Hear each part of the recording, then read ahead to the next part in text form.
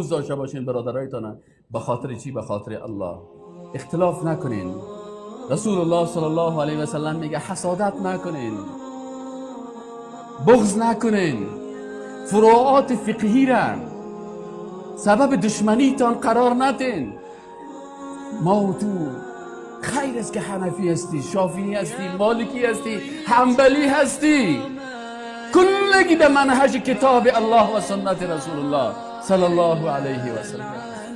به خاطر یک رفیق نام ابوالجهل برادر مسلمان تکلیف کنه یا نمیکنه، او رو به خاطر الله دوست داشته باش. چرا او میگه لا اله الا الله و لا اله الا الله پیش الله بسیار عزیز.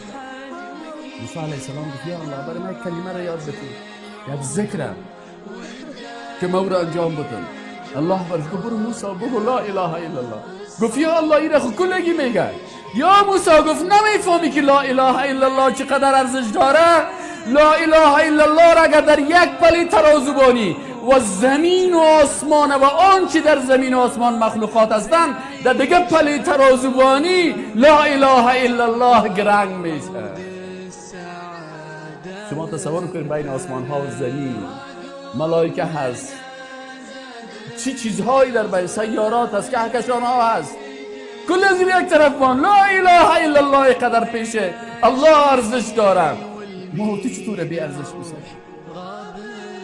الله میگه در مقابل کسی که واقعا لا اله الا الله میگه اونا را در قلبتان جای میتین.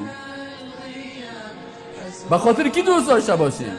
به خاطر الله، به خاطر الله. و در روز قیامت الله برشان میگه که کسایی که به خاطر من یکی دیگه تا خود دوست دارن بیاین در زیر سایه رحمت من. در این روز که آفتاب 1 میل به فرق دیگران نزدیک از مغزایشان جوش میخوره، غرق هستند در عرق خود. بیاین دوستای حقیقی الله که محبتتان به خاطر الله بوده، با هم دوستی میکردین، محبت میکردین و میگفتی برش احبک فی الله، من تو را به خاطر الله دوست دارم.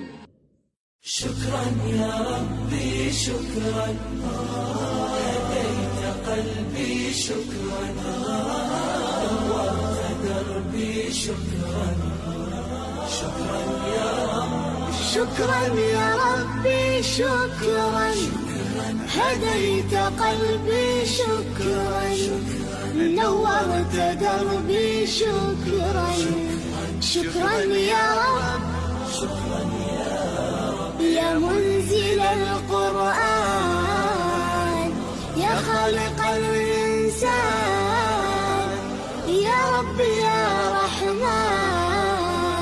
شكرا يا رب، شكرا يا يا منزل القرآن، يا خالق الإنسان، يا رب يا رحمن. شكرا يا رب، شكرا يا ربي شكرا، هديت قلبي شكرا، نورت